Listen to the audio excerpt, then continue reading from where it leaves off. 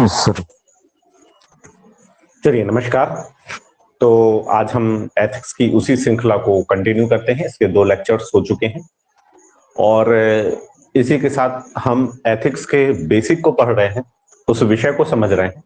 देखिए ध्यान दीजिएगा, चाहे यूपीएससी हो, चाहे एमपीपीएससी हो, चाहे किसी भी स्टेट का पीसीएस एग्जाम हो जहां पे ये एथिक्स सिलेबस है, तो इसके जो फंडामेंटल हैं वो आपको कहीं से सिलेबस में ब्रीफ डिस्क्राइब नहीं मिलेंगे, लेकिन आपसे एग्जाम में पूछे जाएंगे। क्योंकि कोई भी अगर विषय है तो वो विषय क्या है, उसे आप क्यों पढ़ रहे हैं, उसकी समाज और शासन प्रशासन में क्या जरूरतें हैं, तो ये सारी चीज ऑटोमेटिकली उसके अंतर्निहित हो जाती है। तो ये आपको स्पष्ट रूप से ब्रीफ में सिलेबस में देखने के लिए कहीं नहीं मिलेगा, लेकिन इसके क्वेश्चंस आपसे कहां पे आएंगे बताइए? एग्जाम में आएंगे। जैसे अगर आपने लास्ट ईयर के पेपर्स को उठा के देखा हुआ है, किसी भी एग्जाम को पढ़ने का तरीका होता है कि पहली चीज तो उसका सिलेबस आपके पास होना चाहिए, फिर उससे संबंधित लास्ट ईयर के जो क्वेश्चंस पूछे गए हैं वो आपके पास होने चाहिए। ठीक है, तो चलिए इसी श्रृंखला में हम आगे बढ़ते हैं। तो हमने अभी तक समझा एथिक्स विषय के बारे में, एक इंट्रोडक्शन समझा, सिलेबस समझा। इसी कड़ी को हम आगे बढ़ाते हैं। तो आज हम पढ़ेंगे एथिक्स के फंडामेंटल को ही पढ़ेंगे, और एथिक्स के फंडामेंटल में हम देखेंगे कि आखिर उससे संबंधित जो कुछ शब्द हैं या उसके इर्द गिर्द जो शब्द होते हैं, तो उससे संबंधित चीजों को हम आज समझेंगे। जैसे आज का हमारा मुख्य रूप से जो एजेंडा रहेगा वो रहेगा ethics versus morality. Ethics versus morality.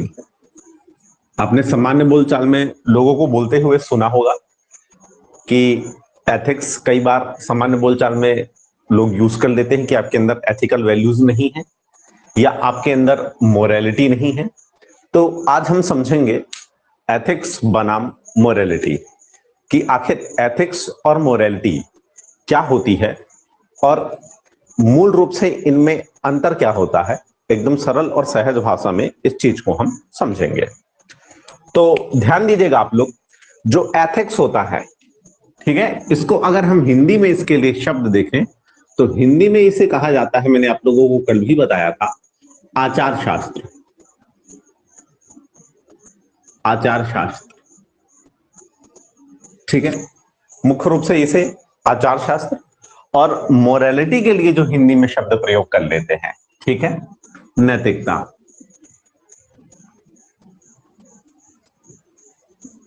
तो हम समझते हैं क्या होता है आचार शास्त्र।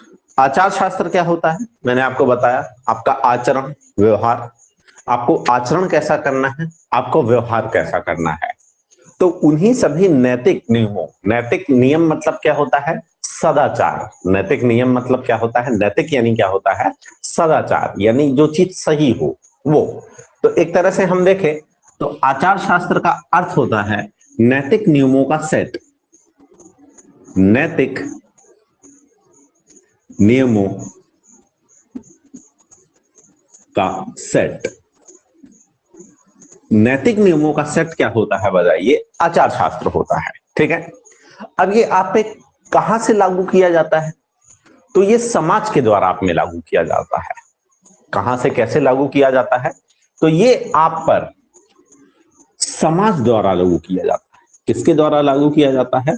समाज द्वारा लागू, है ना। समाज ही आपको बताता है ना, जब एक बच्चा जन्म लेता है तो परिवार में रहता है, परिवार से फिर अपने रिश्तेदारों के बीच में जाता है, और रिश्तेदार के बाद अपनी कॉलोनी और समाज के बीच में जाता है। तो उसी समाज ने कुछ नियम बनाए हुए हैं, तो वही नैतिक नियम जो कि समाज के द्वारा आप पर लागू किया जाता है। ठीक है, समाज के द्वारा आप पर क्या किया जाता है? लागू किया जाता है। उसे हम क्या कहते हैं? आचार शास्त्र। जबकि नैतिकता या मोरालिटी क्या होती है? तो नैतिकता या मोरालिटी ये आपका आंतरिक तत्व है। ये आपका आंतरिक तत्व है, यानी ये आपके अंदर से आप में आता है।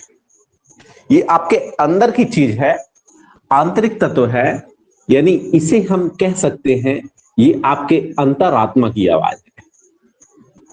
अंतरात्मा की आवाज, ये आपके अंतरात्मा की आवाज है जो आपको सही और गलत करने का निर्णय देती है, जो आपको सही या गलत का निर्णय कराने में क्या करती है, आपकी मदद करती है कि क्या सही होगा, क्या गलत होगा। ठीक है, तो इस तरह से हम देखें तो मूल रूप से इसमें डिफरेंस क्या है कि आचार शास्त्र भी नैतिक नियमों का सेट है, लेकिन ये आप पर समाज द्वारा थोपा जाता है, लागू किया जाता है, जबकि नैतिकता आंतरिक तत्व है, ये आपके अंतरात्मा की आवाज है जो आपको सही गलत करने का निर्णय देती है। जैसे कई बार जब आप द्वंद्व में फंस जाते हैं कि मैं ये करूं या ये करूं, कि क्या मेरे लिए सही होगा, क्या गलत होगा, तो उस समय आप अपने अंतरात्मा की आवाज से पूछते हैं और पूछ करके फिर क्या करते हैं बताइए, निर्णय लेते हैं। तो इस प्रकार हम देखें तो ये समाज द्वारा आप पर लागू किया जा रहा है, यानी कि ये कैसा हो गया बताइए, बाह्य तत्व हो गया, क्योंकि ये बाहरी मतलब द्वारा आप पर आरोपित किया जा रहा है। और ये नैतिकता क्या हुई, ये आंतरिक तत्व हुआ, ये आपके अंदर की एक विशेषता है जो सबके अंदर होती है। तो इस प्रकार से ये क्या हुआ बताइए, आपका आंतरिक तत्व हुआ।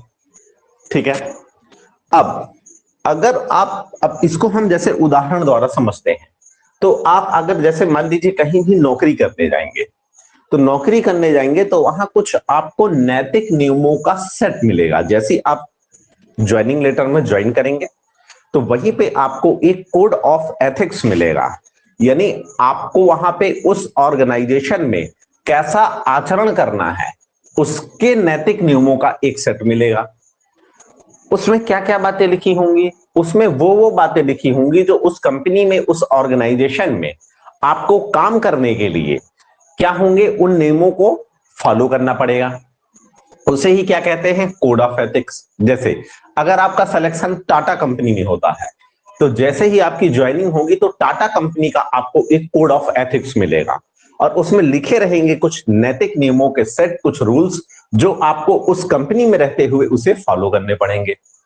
जैसे आपका आईएएस में सिलेक्शन होता है, तो जब आपका आईएएस में सिलेक्शन होता है तो वहां भी आपको क्या मिलेंगे बताइए, कोड ऑफ एथिक्स मिलेंगे कि आपको क्या क्या करना है, और उस नियमों के दायरे के बाहर जाकर के आप काम नहीं कर सकते। जैसे आप किसी हॉस्पिटल, जैसे इसका सबसे अच्छा उदाहरण रहता है एक हॉस्पिटल। अब हॉस्पिटल में आपके इन दोनों एथिक्स वर्सेस मोरालिटी, इन दोनों में द्वंद्व शुरू हो जाता है। कैसे शुरू हो जाता है, आप मान लीजिए किसी हॉस्पिटल के मैनेजर नियुक्त किए गए हैं, बहुत अच्छे से इस उदाहरण को समझिएगा। अब जैसे ही आपने उस हॉस्पिटल को ज्वाइन किया तो हॉस्पिटल ने आपको एक कोड ऑफ एथिक्स दिया है, मतलब उसका नैतिक नियमों का एक सेट दिया हुआ है, और उस सेट में क्या लिखा है, वहां हॉस्पिटल में आपके कार्य करने के क्या लिखे हुए मिले हैं, आपको रूल्स मिले हुए हैं।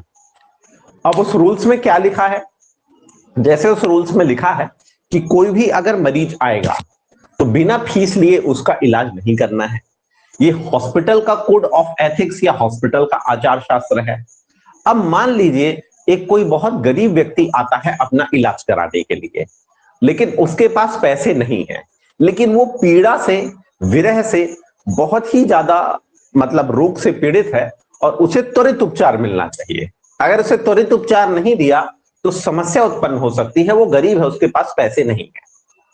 तो अब चूंकि आपको हॉस्पिटल का कोड ऑफ एथिक्स मिला है कि बिना किसी का फीस लिए आपको उपचार नहीं करना है, लेकिन आपके अंदर से एक आवाज आ रही है, अंतरात्मा की आवाज एक आपको कह रही है कि नहीं उसको त्वरित इलाज दो, नहीं उसको त्वरित इलाज दो, नहीं तो उसके साथ गलत हो जाएगा।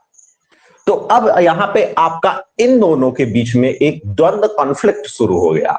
हॉस्पिटल आपको इजाजत नहीं दे रहा है, बिना फीस लिए आपको उसका इलाज नहीं करना है, जबकि आपके अंदर की आवाज, अब देखिए यहां पे आप हॉस्पिटल के हिसाब से गलत नहीं है, वो तो हॉस्पिटल का नियम है, ठीक है, लेकिन यहां पे आपको लग रहा है कि यार अगर उसका इलाज नहीं होगा, क्योंकि आपके अंदर एक दया का भाव है, एक करुणा का भाव है, आप संवेदनशील व्यक्ति हैं, तो इसके कारण आपको क्या लग रहा है, अंदर से आवाज आ रही है कि उसका क्या हो जाना चाहिए बताइए, इलाज हो जाना चाहिए। तो ये क्या हो गया बताइए, एथिक्स और मोरालिटी के बीच में क्या हो गया बताइए, द्वंद्व हो गया। ठीक है, क्लियर है। तो इस उदाहरण से इसे इसकी व्याख्या और ज्यादा स्पष्ट हो पाई है।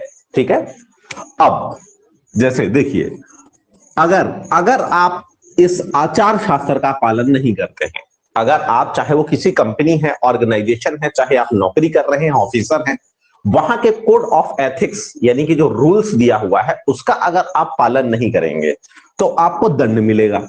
यानी यहां पे क्या होती है बताइए, बाध्यता होती है कि आपको पालन करना ही करना है, यहां पे बाध्यता होती है, और अगर आप नहीं करेंगे तो उसका आपको क्या रहता है, भय रहता है, और या फिर क्या मिलेगा, दंड मिलेगा। आ रहा है समझ में? ठीक है, लेकिन अंतरात्मा यानी कि ये जो आपकी नैतिकता होती है, तो उसके आधार पर किया, यानी यहां पर ये जो किया गया कार्य है, ठीक है, यहां पर अंतरात्मा के आधार पर कार्य किया जाता है, यहां पर अंतरात्मा, ठीक है, के आधार पर कार्य किया जाता है। और अंतरात्मा आपको क्या बताती है, सही और गलत, इन दोनों के बीच का क्या बताती है, भेद बताती है। उसमें निर्णय करने में आपका क्या करती है बताइए, मदद करती है। उसको निर्णय करने में आपकी क्या करती है बताइए, मदद करती है। ठीक है ना। तो हम देखें मुख्य रूप से इनमें अगर हम रिलेशन देखें, तो आचार शास्त्र जो होता है, अगर इन दोनों के बीच का हम रिलेशन देखें तो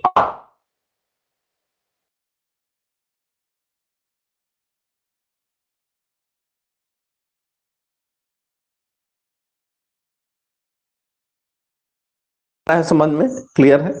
तो ये मुख्य रूप से हमने देखा कि एथिक्स और मोरालिटी में क्या डिफरेंस होता है और इनके बीच में क्या अंतर है। ठीक है, चलिए अब हम आगे बढ़ते हैं।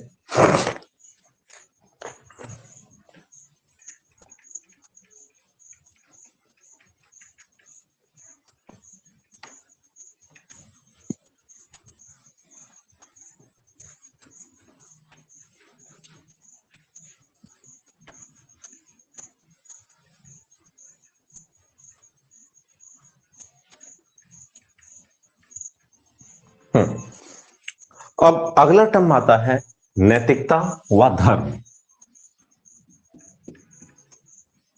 नैतिकता व धर्म, अब हम देखते हैं इनमें बीच में परस्पर क्या संबंध है। नैतिकता और धर्म, इनमें परस्पर क्या संबंध है। ठीक है, तो देखिए जो धर्म होता है, ठीक है, तो इसका संबंध किससे होता है, नैतिकता से होता है। ठीक है, यानी कि जो धर्म है, तो धर्म का संबंध किससे होता है, तो धर्म का संबंध ही होता है नैतिक आचरण से होता है। धर्म का संबंध किससे होता है बताइए, नैतिक आचरण से होता है। देखिए कोई भी जो धर्म है वो आपको क्या सिखाता है, वो आपको कहीं ना कहीं सदाचार यानी कि अच्छा आचरण या नैतिक आचरण सिखाता है। कोई भी धर्म आपको सदाचार या नैतिक आचरण सिखाता है। यानी कि धर्म में जो बातें कही गई हैं, तो धर्म में किन बातों का समावेश होता है, तो धर्म में नैतिकता मतलब आपको कैसा नैतिक आचरण करना है। नैतिक आचरण मतलब अच्छा आचरण, सदाचार, एक अच्छा आचरण। तो सभी धर्म आप देखेंगे, चाहे कोई भी धर्म हो, वो किसकी बात करता है कि किसी के साथ गलत मत करिए, ईर्ष्या देश जलन मत करिए, राग द्वेष मत करिए। आप क्या करिए बताइए, सभी के साथ एक अच्छा बिहेवियर करिए, सही आचरण करिए, राइट बिहेवियर करिए। यही क्या करता है बताइए, धर्म है। तो यानी जितने भी धर्म हैं, तो उस सभी धर्म में किसकी बात कही गई है बताइए, नैतिकता की बात कही गई है। जितने भी धर्म हैं उसमें सभी में नैतिकता की बात कही गई है। और नैतिकता यानी आचरण की शुद्धता और पवित्रता, इसे हम और डिस्क्राइब करें तो आचरण की शुद्धता और पवित्रता, शुद्धता व पवित्रता, इसकी क्या कही गई है बताइए, यहां पे बात कही गई है। ठीक है, यानी धर्म, धर्म में ऑटोमेटिकली क्या आ जाता है बताइए, नैतिकता आ जाती है। आ रहा है समझ में? जैसे, लेकिन कई बार ऐसा होता है, कई बार ऐसा होता है कि जो कुछ धर्म की बातें नैतिकता से मेल नहीं खाती हैं, ऐसा भी हो जाता है। कैसा होता है? कई बार ऐसा हो जाता है कि कई धर्म की बातें जो रहती हैं वो नैतिकता से मेल नहीं खाती हैं। कैसे मेल नहीं खाती हैं, तो इस चीज को समझिए। जैसे आप देखते हैं हिंदू धर्म, तो उसमें आपने देखा सती प्रथा। तो जो सती प्रथा है, वो सती प्रथा कहीं ना कहीं आप देखिए नैतिकता के हिसाब से सही नहीं है। कैसे सही नहीं है? क्योंकि सती प्रथा हो गया, बाल विवाह हो गया, ये सब सामाजिक कुप्रथाएं थी जो धीरे धीरे कहां आ जाती हैं बताइए, धर्म में आ जाती हैं। तो ये कैसी चीजें हैं बताइए, गलत चीजें हैं। तो जरूरी नहीं है कि सभी धर्म की जो बातें हैं वो नैतिकता का अनुसरण ही करें, क्योंकि समाज में कई कई बार ऐसे धार्मिक बुराइयां उपज गई हैं। अब मूल धर्म में ये चीजें नहीं थी। अगर देखा जाए, जैसे सती प्रथा की बात करें, तो सती प्रथा पहले स्वैच्छिक थी। कैसे स्वैच्छिक थी? अगर किसी पत्नी का कोई पति खत्म हो जाता है और वो उसके साथ 7 जन्मों की कसम खाती है और रहना चाहती है, उसके बिना उसका मन नहीं लग रहा है, वो नहीं रहना चाहती है, उसके पास जाना चाहती है, तो अपनी स्वेच्छा से सती होती थी। उसकी चिता में साथ में उसके अग्नि के साथ समर्पित हो जाती थी। तो वो अपनी इच्छा से होती थी। लेकिन धीरे धीरे समाज ने क्या किया, उसको धीरे धीरे समाज ने उसको धर्म में